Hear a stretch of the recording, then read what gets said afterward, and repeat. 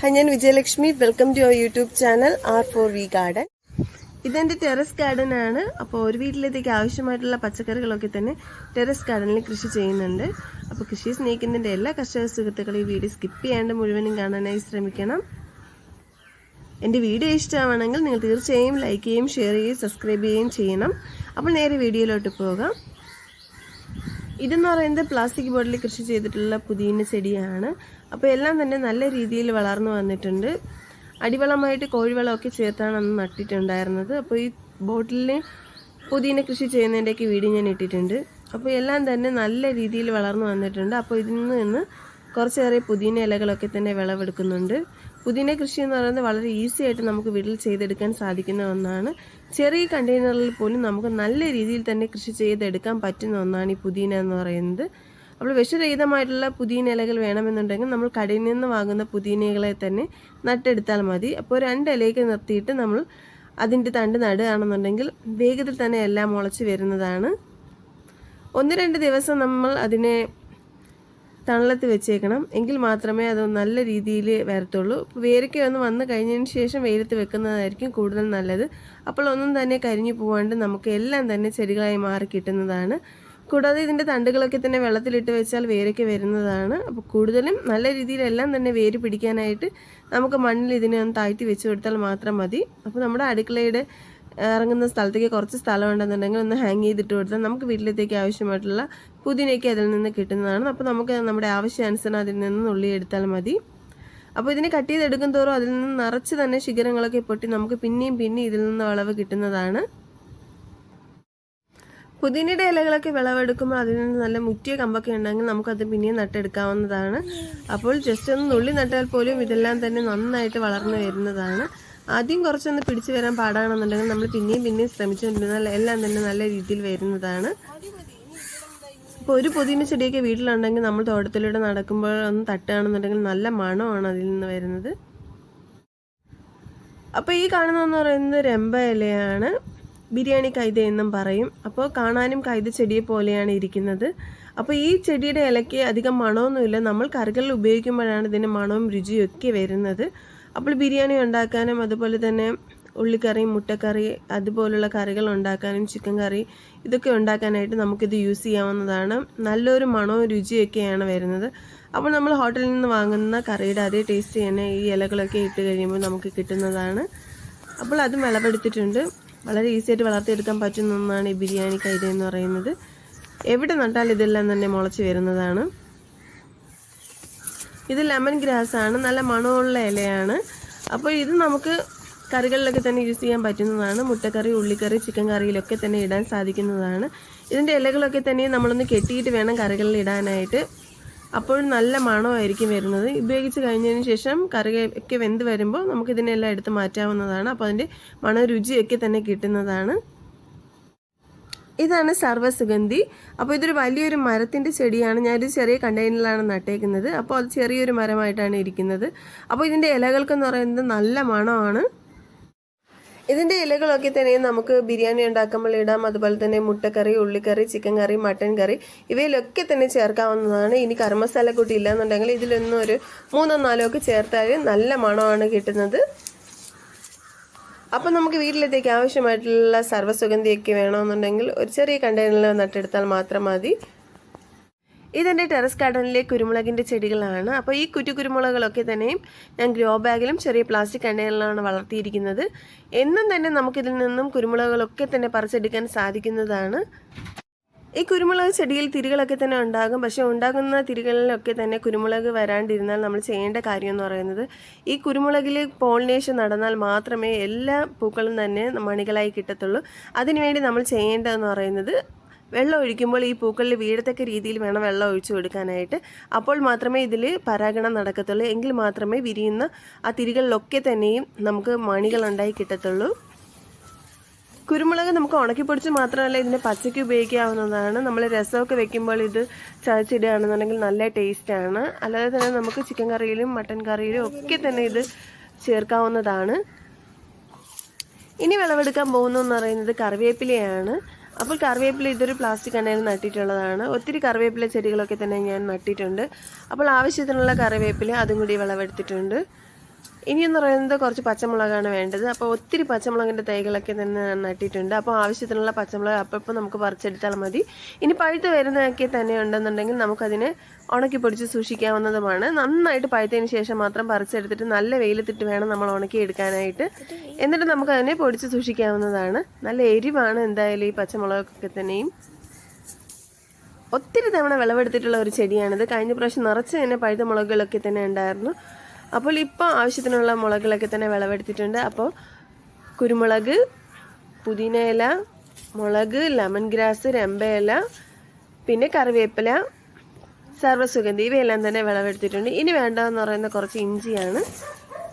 ഇത് താഴെ ഗ്രോ ബാഗിൽ വെച്ചിട്ടുള്ള ഇഞ്ചിയാണ്. അപ്പോൾ നമുക്ക് ആവശ്യത്തിനുള്ള ഇഞ്ചി അപ്പോഴപ്പോഴേ പുഴുതെടുത്താൽ മതി. ഒത്തിരി ഗ്രോ ബാഗിൽ ഞാൻ ഇഞ്ചി നട്ടിട്ടുണ്ട്. അപ്പോൾ നമ്മുടെ വീട്ടിലത്തേക്ക് ആവശ്യമായിട്ടുള്ള ഇഞ്ചിയൊക്കെ തന്നെ നമുക്ക് അപ്പോഴപ്പോഴേ നമുക്ക് ചെടിയുടെ ചുവട്ടിൽ നിന്ന് പറിച്ചെടുക്കാവുന്നതാണ്. അപ്പോൾ ഇപ്പോൾ എല്ലാം തന്നെ ഇഞ്ചിയുടെ വിളവെടുപ്പ് സമയമായി കഴിഞ്ഞു. അപ്പോൾ ആവശ്യത്തിനുള്ളത് നമുക്ക് പറിച്ചെടുത്ത സമയം ഒത്തിരി പറിച്ച് ശേഖരിക്കേണ്ട ആവശ്യമൊന്നുമില്ല. അപ്പോൾ ഇഞ്ചി നമ്മൾ കുറച്ചെങ്കിലും വിളവെടുത്ത് കഴിയുകയാണെന്നുണ്ടെങ്കിൽ പിന്നെ നമ്മൾ നട്ട് വെച്ചുകൊണ്ടേയിരിക്കണം. അപ്പം മാത്രമേ നമുക്ക് എന്നും വീട്ടിലത്തേക്ക് ആവശ്യത്തിനുള്ള ഇഞ്ചി വിളവെടുക്കാൻ സാധിക്കത്തുള്ളൂ. അപ്പോൾ ഈ ഇഞ്ചിക്കൊക്കെ നല്ല മണമാണ്. നമുക്കിതിനെ കട്ടൻ ചായയിലൊക്കെ ഇട്ട് കുടിക്കാം. അല്ലാതെ തന്നെ നമുക്ക് എല്ലാ കറികളിലും തന്നെ ഉപയോഗിക്കാൻ സാധിക്കുന്നതാണ്. നല്ല മണമാണ്. അപ്പോൾ ഇതിൻ്റെ തൊലിയൊക്കെ തന്നെയും നന്നായിട്ട് ഉണങ്ങി വരുന്നുണ്ട്. കുറച്ചൊക്കെ തന്നെ പച്ചയായിട്ടുള്ളതാണ്. അപ്പോൾ പിന്നെയും അതിൽ നിന്ന് മൊഗ്ഗളങ്ങളൊക്കെ തന്നെ പൊട്ടിയിട്ടുണ്ട്. അപ്പോൾ നമുക്ക് ആവശ്യത്തിനുള്ളത് നമുക്ക് അപ്പോഴപ്പോഴേ വിളവെടുത്താൽ മാത്രം മതി. അപ്പോൾ ഇതിനെ നന്നായിട്ട് കഴുകി വൃത്തിയാക്കി എടുക്കാം. ഇഞ്ചി കൃഷി എന്ന് പറഞ്ഞാൽ വളരെ എളുപ്പത്തിൽ ചെയ്യാൻ പറ്റുന്ന ഒന്നാണ്. ഒരു പാടുമില്ല ഇത് ചെയ്തെടുക്കാനായിട്ട്. ഒരു കഷ്ണം ഇഞ്ചി വെച്ച് കൊടുക്കുകയാണെന്നുണ്ടെങ്കിൽ നമുക്ക് വീട്ടിലത്തേക്ക് ആവശ്യമായിട്ടുള്ള ഇഞ്ചികളൊക്കെ തന്നെ കിട്ടുന്നതാണ്. ഒത്തിരി വളപ്രയോഗം ഒന്നും തന്നെ ചെയ്യാണ്ട് നമുക്ക് ആവശ്യത്തിനുള്ള ഇഞ്ചി വിളവെടുക്കാൻ സാധിക്കുന്നതാണ്. അപ്പോൾ എല്ലാവരും വീട്ടിൽ ഒരു ഇഞ്ചി ചെടിയെങ്കിലും വെച്ച് പിടിപ്പിക്കാൻ വേണ്ടി ശ്രമിക്കണം. അപ്പോൾ ഇഞ്ചിക്ക് വില കൂടി നിൽക്കുന്ന സമയത്ത് നമുക്ക് ഇതുപോലെ വിളവെടുക്കാനൊക്കെ സാധിക്കുന്നതാണ്. അപ്പോൾ ഇത്രയും സാധനങ്ങളൊക്കെ തന്നെ വീട്ടിൽ നിന്ന് വിളവെടുത്തിട്ടുണ്ട്. ഇത് വെച്ചൊരു നല്ല നാടൻ ചിക്കൻ കറിയാണ് ഉണ്ടാക്കാൻ പോകുന്നത്. അതിന് വേണ്ടിയിട്ട് ആദ്യമേ തന്നെ പുതിന ഇലകളൊക്കെ തന്നെ നമുക്കിങ്ങനെ അടർത്തിയെടുക്കാം. അപ്പോൾ ഇതൊക്കെ ഇട്ട് കഴിയുമ്പോഴത്തേക്കും ചിക്കന് വളരെ നല്ലൊരു മണമാണ് കിട്ടുന്നത്. ഒത്തിരി തന്നെ മണമുള്ള ഇലകളൊക്കെ തന്നെയാണ് ഇതിൽ ചേർക്കാനും പോകുന്നത്. അപ്പോൾ ഇത്രയും നമുക്ക് പുതിനയൊക്കെ തന്നെ എടുത്തിട്ടുണ്ട്. അതിൻ്റെ തണ്ട് ഇനി നമുക്ക് നട്ട് വെക്കാവുന്നതാണ്. അപ്പോൾ പുതിയ ചെടികളൊക്കെ തന്നെ ഉണ്ടായി വരുന്നതാണ്. അപ്പോൾ അടുക്കള വശത്ത് തന്നെ ഒരു ചെറിയ ബോട്ടിലാണ് ഞാൻ ഇതെല്ലാം തന്നെ കുത്തിവെക്കുന്നത്. ഇതെല്ലാം തന്നെ വെയിലില്ലാത്ത സ്ഥലത്ത് നമ്മൾ വെക്കുകയാണെന്നുണ്ടെങ്കിൽ നല്ല രീതിയിൽ തന്നെ മുളച്ച് വരുന്നതാണ്. എല്ലാത്തിൻ്റെയും അറ്റത്ത് ഞാൻ 2 ഇല വരത്തക്ക രീതിയിലാണ് വെച്ചിരിക്കുന്നത്. അപ്പോൾ വേഗം തന്നെ പുതിയ ഇലകളൊക്കെ ഉണ്ടായി വരുന്നതാണ്. അതിനുശേഷം ചട്ടി ചൂടാക്കുക. അതിൽ നമുക്ക് മല്ലിയും മുളകും തന്നെ വറുത്തെടുക്കാം. അപ്പോൾ ആവശ്യത്തിനുള്ള മല്ലിയും മുളകും ചട്ടിയിലിട്ട് നന്നായിട്ട് തന്നെ വറുത്തെടുക്കാവുന്നതാണ്. ഇനി ചേർത്ത് കൊടുക്കുന്നതെന്ന് പറയുന്നത് പെരിഞ്ചീരകമാണ്. അപ്പോൾ ചിക്കൻ കറി ഉണ്ടാക്കുമ്പോൾ കുറച്ച് മണം കൂടി കിട്ടാനായിട്ട് ഈ പെരിഞ്ചീരകത്തിൻ്റെ ടേസ്റ്റും കൂടി വേണ്ട. അപ്പോൾ അതിന് വേണ്ടിയിട്ട് ഈ പെരിഞ്ചീരകം കൂടി ഇതിലിട്ട് വറുത്തെടുക്കുകയാണ്. ഇനി ചേർത്ത് കൊടുക്കേണ്ടതെന്ന് പറഞ്ഞാൽ കുറച്ച് ഗ്രാമ്പൂവും തക്കോലും ഒക്കെയാണ്. അപ്പോൾ അതും കൂടി ഇതിലോട്ട് ചേർത്ത് കൊടുത്തതിന് ശേഷം നന്നായിട്ട് തന്നെ വറുത്തെടുക്കുക. അപ്പോൾ നന്നായിട്ട് വറുത്തെടുത്ത് കഴിയുന്ന കൂട്ടുകൊണ്ടുണ്ടാക്കുന്ന ചിക്കൻ കറിയൊക്കെ വളരെയധികം ടേസ്റ്റി ഉള്ളതാണ്. ഒരു വ്യത്യസ്ത തരമാണോ രുചിയായിരിക്കും ഇതിന് കിട്ടുന്നത്. അപ്പോൾ മല്ലിയും മുളകും കറി മസാല കൂട്ടുകളൊക്കെ തന്നെ ചെറിയ തീയിലിട്ട് നന്നായിട്ട് തന്നെ വറുത്തെടുക്കാം. അപ്പോൾ കരിഞ്ഞു പോകാണ്ട് എല്ലാം തന്നെ വറുത്തെടുക്കേണ്ടതാണ്. അപ്പോൾ വറുത്തെടുത്തതിന് ശേഷം നമുക്കിതിനെ മിക്സിയിലിട്ട് നന്നായിട്ട് പൊടിച്ച് എടുക്കാവുന്നതാണ്. ഇനി വേണ്ടതെന്ന് പറയുന്നത് ഇഞ്ചിയാണ്. ഇഞ്ചിയും വെളുത്തുള്ളി ഉണ്ടെങ്കിൽ അതിൻ്റെ ഒരു മണം കിട്ടത്തുള്ളൂ. അപ്പോൾ നമ്മുടെ തോട്ടത്തിൽ നിന്ന് വിളവെടുത്തിട്ടുള്ള ഇഞ്ചി നന്നായിട്ട് തന്നെ വൃത്തിയാക്കി എടുക്കാം. ഇനി വേണ്ടതെന്ന് പറയുന്നത് വെളുത്തുള്ളിയാണ്. അപ്പോൾ വെളുത്തുള്ളിയെല്ലാം തന്നെ നന്നായിട്ട് കഴുകി വൃത്തിയാക്കി എടുത്തിട്ടുണ്ട്. അപ്പോൾ ഇതെല്ലാം കൂടി ചേർത്തിട്ട് നന്നായിട്ട് തന്നെ ഇടിച്ചെടുക്കാവുന്നതാണ്. ഇനി വേണ്ടതെന്ന് പറയുന്നത് കുറച്ച് ഉള്ളിയാണ്. അപ്പോൾ ചെറിയ ഉള്ളിയാണ് എടുത്തിരിക്കുന്നത്. അപ്പോൾ ചെറിയ ഉള്ളിയെല്ലാം തന്നെ കട്ട് ചെയ്ത് നന്നായിട്ട് വൃത്തിയാക്കി എടുക്കാം. അതിനുശേഷം അതിൻ്റെ ഉള്ളിത്തോലെല്ലാം തന്നെ നമുക്ക് ചെടിയുടെ ചുവട്ടിലൊക്കെ തന്നെ ഇട്ട് കൊടുക്കാവുന്നതാണ്. അപ്പോൾ ഇത്രയും ഉള്ളിത്തോലുകളൊക്കെ തന്നെ കിട്ടിയിട്ടുണ്ട്. അതെല്ലാം തന്നെ നമുക്ക് ചെടിയുടെ ചുവട്ടിൽ ഇങ്ങനെ ഇട്ട് കൊടുക്കാം. അപ്പോൾ അതിനൊരു പൊതേലി പോലെ ഒരു വളമായിട്ട് ഇത് പൊടിഞ്ഞൊക്കെ തന്നെ മാറുന്നതാണ്. അപ്പോൾ ചിക്കൻ കറിക്ക് എപ്പോഴും നല്ല ടേസ്റ്റ് വരുന്നതെന്ന് പറയുന്നത് ഈ ചെറിയ ഉള്ളി ചേർക്കുമ്പോഴാണ്. ഇനി വേണ്ടതെന്ന് പറഞ്ഞാൽ കുറച്ച് തക്കാളിയാണ്. അപ്പോൾ തക്കാളിയെല്ലാം തന്നെ നല്ല ഞുരായിട്ട് കട്ട് ചെയ്തെടുക്കാം. അപ്പോൾ തക്കാളിക്ക് അവരവരുടെ രുചിക്കൂട്ടിനനുസരിച്ച് ആവശ്യത്തിനുള്ളതൊക്കെ തന്നെ ചേർക്കാവുന്നതാണ്. ഞാൻ എന്തായാലും ഇത്രയും തക്കാളിയൊക്കെ തന്നെ എടുത്തിട്ടുണ്ട്. അവയെല്ലാം തന്നെ നന്നായിട്ട് തന്നെ ചെറിയ കഷ്ണങ്ങളായിട്ടൊക്കെ അരിഞ്ഞെടുത്തിട്ടുണ്ട്. ഇതൊക്കെ കൂടി ചേരുമ്പോഴാണ് വളരെയധികം രുചികരമായിട്ട് മാറുന്ന നമ്മുടെ വിഭവം. അപ്പോൾ ഇനി വേണ്ടതെന്ന് പറയുന്നത് നമ്മൾ എടുത്തു വെച്ചിരിക്കുന്ന ഇഞ്ചിയും വെളുത്തുള്ളിയുടെയും പേസ്റ്റാണ്. അപ്പോൾ അതിന് നന്നായിട്ട് തന്നെ ഇടികളിൽ വെച്ചിട്ട് ഇടിച്ചെടുക്കാം. നമ്മൾ മിക്സിയിലിട്ട് അടിക്കുന്നതിനെക്കാട്ടിയും ഇതുപോലെ ഇടികളിലിട്ട് ഇടിക്കുകയാണെന്നുണ്ടെങ്കിൽ അതൊന്ന് ചതഞ്ഞ് കിട്ടുന്നതാണ്. അപ്പോൾ അതിൻ്റെ മണവും രുചിയും ഒക്കെ ഒന്ന് വേറെയാണ്. അപ്പോൾ ചട്ടി ചൂടാക്കാൻ വേണ്ടി വെച്ചിട്ടുണ്ട്. അതിലേക്ക് നല്ല നാടൻ വെളിച്ചെണ്ണയും കൂടി ഒഴിച്ച് കൊടുത്തിട്ടുണ്ട്. കടുവും കറിവേപ്പിലയിട്ട് പൊട്ടിച്ചതിന് ശേഷം ഇഞ്ചിയും വെളുത്തുള്ളിയും ചതച്ച് നമുക്ക് അതിലോട്ട് ചേർത്ത് കൊടുക്കാവുന്നതാണ്. ഇനി ഇത് കുറച്ചൊന്ന് വഴണ്ട് വരണം. ഒത്തിരി കളർ ചേഞ്ച് ആവുന്നതിന് മുന്നേ തന്നെ നമുക്ക് അടുത്ത് ചേർത്ത് കൊടുക്കേണ്ടതായിട്ടുണ്ട്. അപ്പോൾ ഇതൊക്കെ തന്നെ കുറച്ചൊന്ന് കളർ ചേഞ്ച് ആയിട്ട് വന്നിട്ടുണ്ട്. അപ്പോൾ ഇത് അടിയിൽ പിടിക്കേണ്ട നമ്മളൊന്ന് ഇളക്കി കൊടുക്കേണ്ട ആവശ്യമാണ്. ഇനി ചേർത്ത് കൊടുക്കേണ്ടതെന്ന് പറയുന്നത് കൊച്ചുള്ളിയാണ്. അതിനെല്ലാം തന്നെ ഞാൻ ചെറിയ പീസുകളായിട്ട് കട്ട് ചെയ്തെടുത്തിട്ടുണ്ട്.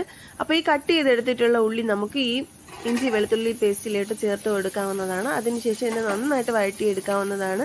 വേണമെന്നുണ്ടെങ്കിൽ ഇതിൻ്റെ കൂടെ നമുക്ക് ഉപ്പും കൂടി ചേർത്ത് വഴറ്റിയെടുക്കാവുന്നതാണ്. അപ്പോൾ നന്നായിട്ട് വഴണ്ട് വരുന്ന നേരം നമുക്ക് വെയിറ്റ് ചെയ്യാം. ചിക്കൻ കറി ഉണ്ടാക്കുമ്പോഴത്തേക്ക് ഈ ഉള്ളികളൊക്കെ തന്നെയും കൊച്ചുള്ളി ആയാലും സവാള ആയാലും നല്ല ചെറിയ പീസായിട്ട് കട്ട് ചെയ്തെടുക്കുമ്പോൾ അത് വേഗത്തിൽ വഴണ്ടി കിട്ടുന്നതാണ്. അപ്പോൾ ഉള്ളിയെല്ലാം തന്നെ കുറച്ച് വഴണ്ട് വരുമ്പോഴത്തേക്കും നമുക്ക് അതിലേക്ക് തക്കാളിയും കൂടി ചേർത്ത് കൊടുക്കാം. അപ്പോൾ ഇത് രണ്ടും കൂടി ചേർന്ന് നന്നായിട്ട് തന്നെ നമുക്കിതിനെ വഴറ്റിയെടുക്കാവുന്നതാണ്. തക്കാളി ആയാലും നമ്മുടെ കൊച്ചുള്ളി ആയാലും ചെറിയ പീസുകളായിട്ട് അരിഞ്ഞു കഴിയുമ്പോൾ വേഗത്തിൽ തന്നെ ഇത് കുക്കായി വരുന്നതാണ്. അപ്പോൾ ഒരു മീഡിയം ഫ്ലെയിമിലേക്ക് ഇട്ട് നന്നായിട്ട് തന്നെ വഴറ്റിയെടുക്കാവുന്നതാണ്.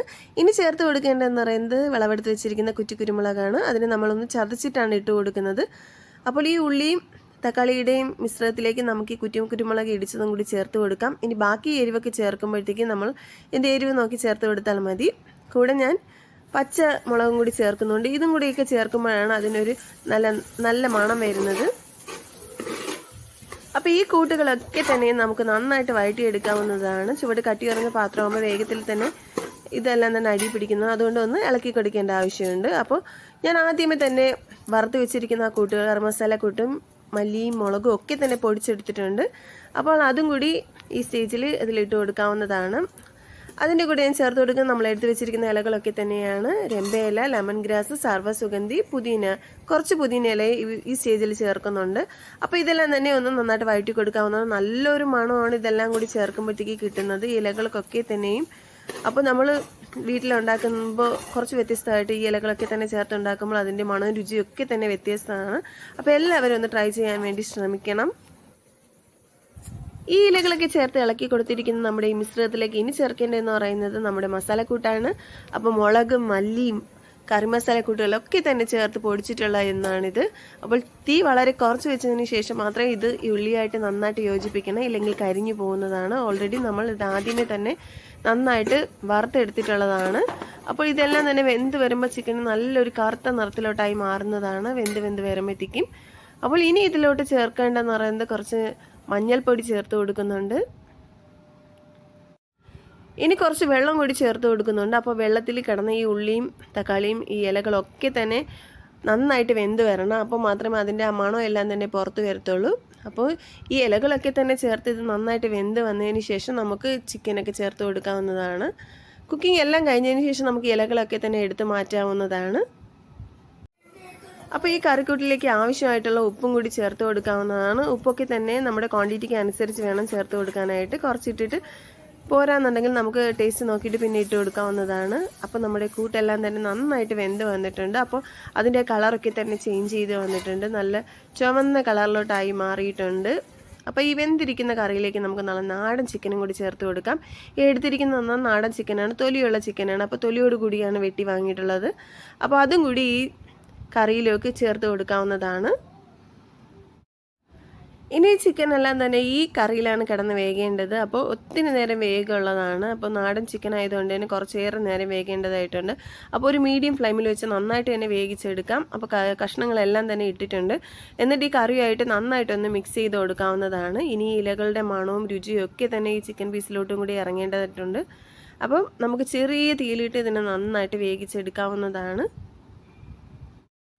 ഇവിടെ കുട്ടികൾക്കൊക്കെ തന്നെയും തൊലിയുള്ള ചിക്കനാണ് കൂടുതൽ പ്രിയം. കുറച്ചേറെ കുക്കിംഗ് ഉള്ളതാണ് ഈ നാടൻ ചിക്കൻ ആകുമ്പോഴത്തേക്കും. അപ്പോൾ കുക്കറിലൊന്നും ഇട്ട് അടിക്കാണ്ട് ഇങ്ങനെ ചട്ടിയിൽ വേവിച്ചാണ് എടുക്കുന്നത്. അപ്പോൾ ഈ ഇലകളൊക്കെ തന്നെ ഇട്ട് കഴിയുമ്പോഴത്തേക്കും ഇതിൻ്റെ മണവും രുചിയൊക്കെ ഒന്ന് വളരെ വ്യത്യസ്തമായിട്ടുള്ള ഒന്നാണ്. അപ്പോൾ ഒരു ഇല ഉപയോഗിച്ച് തന്നെ അടച്ചിട്ടുണ്ട്. അപ്പോൾ ഇടയ്ക്കൊക്കെ തന്നെ ഇതിൻ്റെ ഒന്ന് ഇളക്കി കൊടുക്കേണ്ട ആവശ്യമുണ്ട്, മൂട്ടിലൊന്നും പിടിക്കാണ്ട് ഇരിക്കാനായിട്ട്. അപ്പോൾ എല്ലാം തന്നെ നന്നായിട്ട് വെന്ത് വരുന്നുണ്ട്. ഇനി ഇത് കുറച്ച് കുറുകി വരേണ്ട ആവശ്യമുണ്ട്. അപ്പോൾ അതുവരെ വെയിറ്റ് ചെയ്യാം.